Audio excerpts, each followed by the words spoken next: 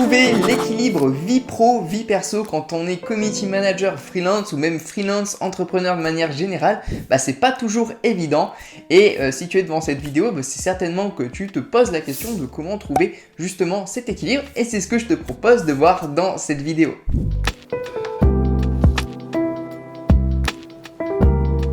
Salut les CM et bienvenue sur la chaîne des community managers freelance qui souhaitent développer leur activité avec succès. Donc si tu es nouveau ou nouvelle sur cette chaîne YouTube, je t'invite sans plus tarder à t'abonner à la chaîne, à activer la petite cloche des notifications et également à venir me suivre sur Instagram parce que je fais du contenu différent là-bas. On peut échanger plus facilement, vous pouvez me poser vos questions, etc.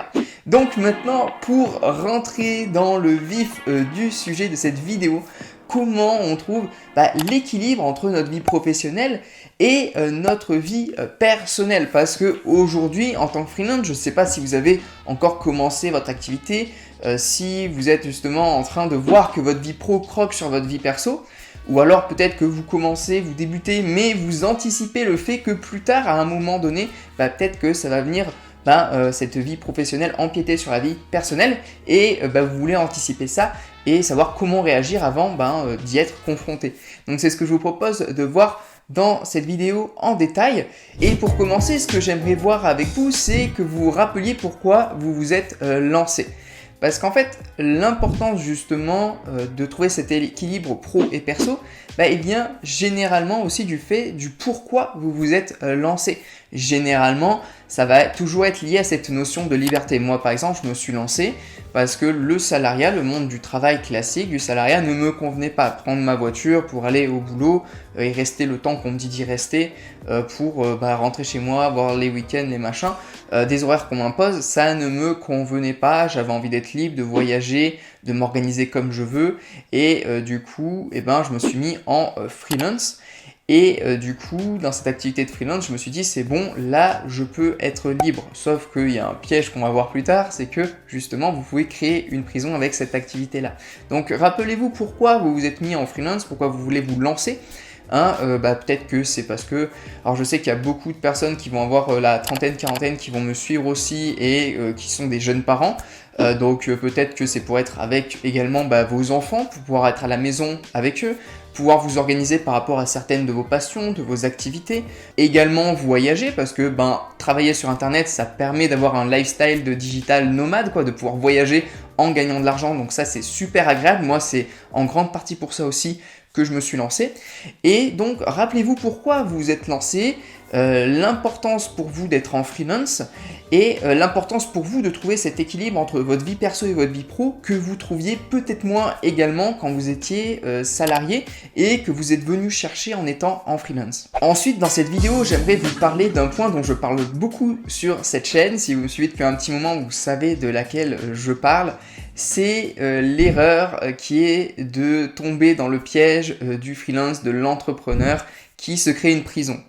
Donc la plupart des personnes qui sont à leur compte, on l'entend souvent, elles travaillent énormément, elles vont avoir des revenus qui par rapport au temps qu'elles passent sont pas si énormes que ça en fait elles se sont créées une prison, elles se sont créées un emploi dans lequel elles sont emprisonnées, elles font encore plus d'heures que quand elles étaient salariées pour gagner au taux horaire finalement à peine plus ou même des fois autant voire moins pour ceux qui ont moins réussi et donc du coup l'idée c'est pas tomber dans ce piège là et ce piège là souvent on y tombe quand on reste seul en fait et quand on ne s'intéresse pas trop à la partie entrepreneuriale de notre activité. Je parle souvent sur cette chaîne de la partie, on va dire, technique, donc les réseaux sociaux, tout ce qui est propre au community manager, parce que quand on parle de community management, on pense directement aux réseaux sociaux. Donc c'est bien, c'est même indispensable, évidemment, qu'il faut être expert des réseaux sociaux. Sinon, ça va être compliqué de délivrer vos prestations. Mais à côté de ça, il faut se former aussi sur la partie entrepreneuriale. Et la partie entrepreneuriale, c'est justement la partie où vous apprenez comment on crée une offre, comment on vend, comment on trouve des clients et également comment on délègue et comment on optimise aussi son temps. Voilà, comment on optimise son temps, comment on délègue du temps aussi pour pas se créer une prison et pas rentrer un peu dans ce cliché du freelance et de l'entrepreneur qui travaille 15 heures par jour, 10 heures par jour, 12 heures par jour, enfin bref, et qui a même pas le temps d'aller faire ses activités ou de s'occuper de ses amis, de sa famille, voilà. Et en fait, c'est pas pour ça qu'on s'est lancé en freelance. Donc ça, c'est vraiment le piège et l'erreur dans lequel la plupart tombent. Alors tout ça, c'est bien beau, mais comment on fait pour ne pas tomber dans ce piège? Comment on fait pour pas se créer une prison en tant que freelance? Bah, qu'on le veuille ou non, je sais que c'est coutume, voilà, quand on est indépendant, tout ça, de travailler seul, parce que on se dit que c'est là qu'on va avoir le plus d'argent pour soi, faire le plus de marge, etc. Mais au bout d'un moment, qu'on le veuille ou non, on va être obligé de déléguer. Pour moi, c'est indispensable. Alors, il y en a qui vont vous dire non, vous n'êtes pas obligé, vous pouvez continuer de travailler seul. Le truc, c'est que si vous travaillez seul, ben, en fait, le fait de délivrer vos clients, ça va dépendre que de vous. Donc, en fait, vos résultats et l'argent que vous gagnez sera toujours lié à votre temps et votre énergie. Si vous décidez de prendre une semaine off, si à un moment vous êtes malade, si à un moment vous devez un peu plus vous occuper, moi je sais pas, de vos enfants, vous avez envie pendant un moment voilà, il y a un moment dans votre vie où vous pouvez pas être là pour vos clients, et ben en fait, il y a rien qui va avancer. Donc vous serez peut-être pas payé, alors ça c'est à voir avec vos clients, c'est un autre sujet, mais voilà, c'est une période durant laquelle il y a de fortes chances que vous n'ayez pas d'argent, où votre activité elle n'avancera pas. Et en fait, tout ce que vous faites est lié à vous et à vous seul et à votre temps. Donc ça, c'est pas spécialement une bonne chose, c'est même pas du tout une bonne chose. Et pour moi, en fait, au bout d'un moment, c'est indispensable de déléguer. Alors quand je dis déléguer, c'est pas forcément avoir des bureaux, des employés, tout ça. Vous pouvez déléguer à d'autres freelances. Par exemple, moi je sais qu'au bout d'un moment, je m'étais créé une prison parce que j'avais 5 clients. Et ces 5 clients, ils me prenaient tout mon temps. C'est-à-dire que c'était une prestation très complète. Je m'occupais du développement du compte, donc des stories, messages privés, voilà, faire engager la communauté, etc. Tout le travail de CM sur un compte en lui-même, plus toute la création du contenu. Donc être sur Canva, Photoshop, faire des montages vidéo, tout ça. Quand tu dois gérer 5 comptes sur lesquels tu donnes le max, où tu publies tous les jours ou quasiment tous les jours, et que tu fais que ça de tes journées, t'en peux plus, quoi. Voilà, tu as 5 comptes à gérer. Et quand je dis 5 comptes à gérer, voilà, c'est pas faire 3 bricoles qui prennent 5 minutes. C'était vraiment... chaque compte prenait beaucoup de temps et je gérais tout seul. Et c'était infernal. Alors oui, je gagnais plus que, on va dire, la plupart des gens et la plupart des freelances de manière générale.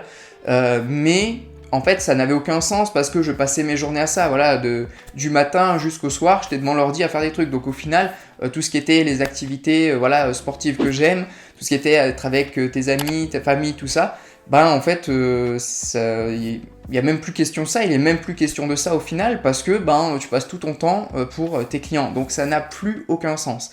Et au bout d'un moment, j'ai été obligé de déléguer. Alors au début, ça fait bizarre parce que tu te dis, je vais faire moins de marge, je vais gagner moins d'argent. Mais en fait, c'est faux. En fait, tu gagnes beaucoup plus d'argent en déléguant parce que ça va te permettre déjà, toi, de délier l'argent du temps que tu passes. Et deuxièmement, ça va te permettre d'accueillir d'autres clients. Donc au final, tu délègues, forcément tu donnes une part du gâteau à un prestataire, mais derrière tu accueilles d'autres clients, donc au final tu gagneras même plus, parce qu'au final après, une fois que tu as bien installé ton processus, ta structure, le truc c'est que tu pourras faire rentrer de nouveaux clients sans que ça te demande forcément plus de temps, et donc au final tu gagnes plus et tu as plus de temps libre, même si ça paraît paradoxal.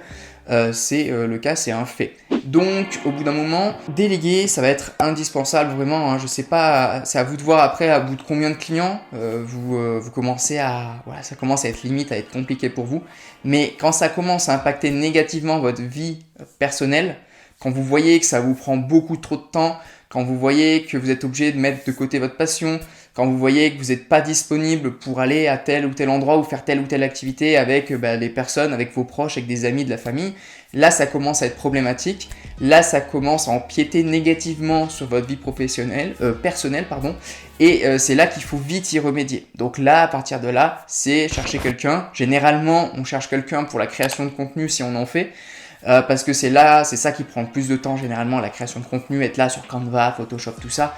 Ça prend énormément de temps, énormément d'énergie, encore plus quand on n'aime pas spécialement ça, encore plus quand on a une connexion moisie. Donc déléguez ça en premier, j'en parle dans la vidéo sur la délégation, et vous allez voir le temps que vous allez économiser et comment ça va vous soulager. Vous aurez moins de charge mentale, vous vous sentirez mieux et vous aurez plus de temps pour le reste. Donc moi, mon gros conseil en fait pour trouver l'équilibre vie pro, vie perso, c'est vraiment déjà dans votre organisation évidemment, mais aussi derrière dans la délégation au bout d'un moment, parce que seul vous ne pourrez pas tout gérer. Et seul, en fait, votre business ne dépend que de vous, il dépend trop de vous. Et moi, voilà, il y avait une période là où j'étais malade. J'avais des prestataires, j'étais très peu actif, j'avais vraiment pas la tête et pas l'énergie pour être sur mon business de community manager. Et j'avais mes prestataires qui s'occupaient en grande partie de tout ce qu'il fallait faire pour les clients. Et ça vous met vraiment un point en moins. Et les clients n'ont même pas vu en fait au final que j'étais malade ou que j'étais moins présent, parce qu'au final j'avais des personnes avec moi qui travaillaient et qui pouvaient s'occuper du gros du travail, ce qui demande le plus de temps et d'énergie, et ce que je n'étais pas en état de faire à ce moment-là. Donc vraiment, ça va énormément vous aider de déléguer, de comprendre ça. Donc mon conseil pour la fin, pour avoir un bon équilibre vie pro, vie perso, c'est déjà, si vous débutez, commencez seul. Voyez jusqu'où vous pouvez aller seul, jusqu'à combien de clients, et à partir de quel moment ça commence à empiéter négativement sur votre vie personnelle. Ça, vous allez le sentir, comme je vous l'ai dit, quand vous devrez repousser vos séances de sport, quand quelqu'un va vous proposer une activité et que vous allez dire non, j'ai pas le temps. Voilà, vous allez commencer à le sentir quand vraiment ça commence à empiéter sur la qualité de votre vie personnelle. Également, derrière, faut savoir bien s'organiser, évidemment, faut que ce soit, pour optimiser votre temps et bien trouver l'équilibre, il faut être organisé également. Je ferai une vidéo sur comment être bien organisé, gagner du temps, tout ça, être plus productive. Et également derrière la délégation, au bout d'un moment, au bout d'un certain nombre de clients, vous avez beau être le plus productif, la plus productive, la mieux organisée, le mieux organisé, au bout d'un moment, si vous avez un maximum de clients que vous pouvez atteindre, moi je sais que si on fait des prestations à minimum complètes, au bout de 4-5 clients, ça devient très compliqué à gérer seul. Et à ce moment-là, en fait, il n'y a même plus question de vie personnelle, parce qu'au final, on passe tout notre temps pour nos clients. Et à ce moment-là, faut déléguer. Et je vous redirige vers la vidéo sur comment déléguer quand on est community manager. Donc voilà, SM, pour cette vidéo sur l'équilibre vie pro, vie perso. J'espère qu'elle vous aura plu, qu'elle vous aura aidé. Je vous ai pas trop donné de conseils sur comment organiser votre vie personnelle par rapport à la vie pro, nanani nana, parce que ça, c'est propre à chacun. Là, j'ai fait une grosse généralité, et une généralité par rapport à ce qui risque d'arriver à n'importe quel community manager au bout d'un moment dans son activité.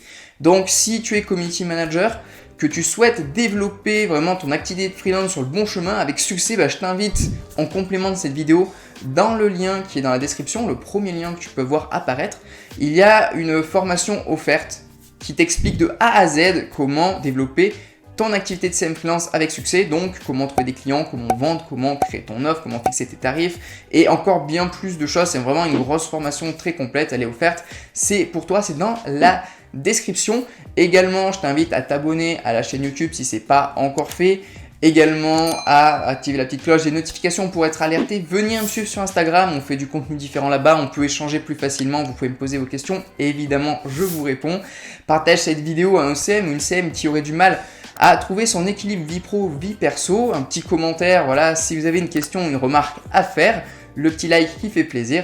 Et puis les CM, de toute manière, on se dit à très vite pour la prochaine vidéo sur la chaîne. Il y en a qui sortent chaque semaine. Donc on se revoit dans la prochaine vidéo. D'ici là, portez-vous bien. Ciao.